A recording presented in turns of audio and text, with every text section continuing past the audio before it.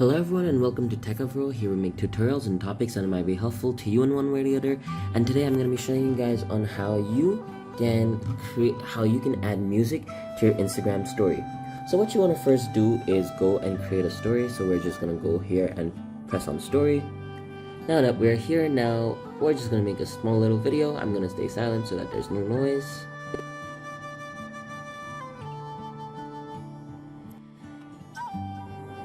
Alright, now that is our video.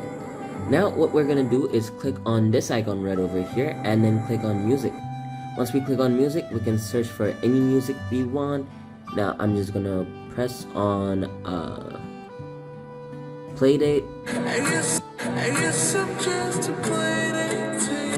Now I'm not gonna play the entire music because copyright, but we are gonna be just pressing on done and then just post it.